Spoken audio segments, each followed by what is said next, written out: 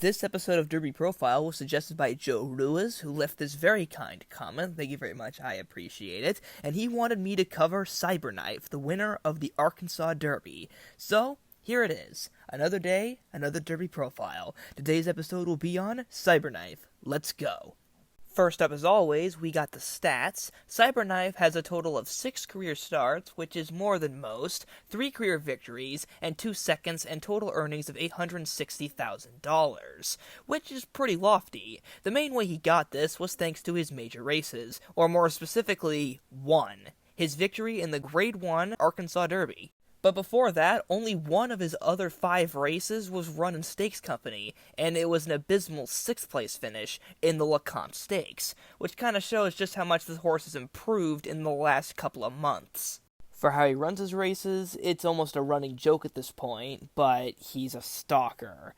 Just a run-of-the-mill stalker. He stays around 3rd or 4th position, makes his move approaching the far turn, usually taking the lead by the time they're at the top of the stretch, and then tries to open up from there.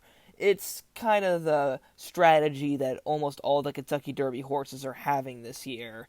You know, it's not anything special, but it gets the job done. But at the same time, if you think about it, if everyone does this, well, who's going to do it the best? For highest speed figure, it's not anything super amazing. It's a flat 100, which he got in both his maiden debut, a race that he did cross the wire first in, but was disqualified due to interference, and in this allowance optional claiming victory you're seeing right in front of you. We've seen better, but we've also seen worse when it comes to speed figures on this series, so you know what? I'll take it. And with all of that talked about, we can now cut into the meat of this profile with a Cyberknife. The strengths and weaknesses of Cyberknife. First, let's go with strengths. For all the potential faults you can point out in his first 4 career races, he tends to rectify them in his last 2 races, which were his best performances, and indicates that he's turned a new leaf, running his best performances en route to the Kentucky Derby and improving with every race. As well as that, Danza, I think, is another pro. Now, who is Danza? Danza is the winner of the 2014 Arkansas Derby, and he came into the race with a 3rd in an allowance optional claimer, and then he had his big breakthrough in that Arkansas Derby.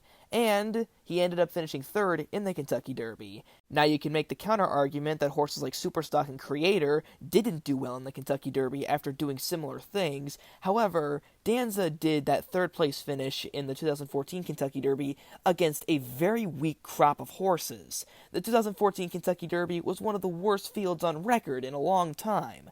And this year kind of fits that same category of pure mediocrity, which means we could have a possible replication of what Danza did in that Kentucky Derby with Cyberknife, taking advantage of a weak crop and using the Arkansas Derby as a springboard. But that's where the strengths end, although they are some pretty big ones. And the weaknesses I got for Cyberknife are not necessarily deal breakers. The main weaknesses I could come up with were that his Arkansas Derby speed figure was the slowest on record, and the first sub-100 speed figure since 2013 when Overanalyze ran a 97. For reference, Cyberknife ran a 95, which is slower, obviously. The other quote-unquote weakness is that the Arkansas Derby doesn't have a great record of producing Derby winners. The only ones in the last 20 years we've had are Smarty Jones and American Pharoah, horses that were honestly superior to Cyberknife in every single way. So if you wanted to make an argument that he isn't exactly Kentucky Derby winning material, that would be your main argument. But honestly, that isn't really the worst weakness out there.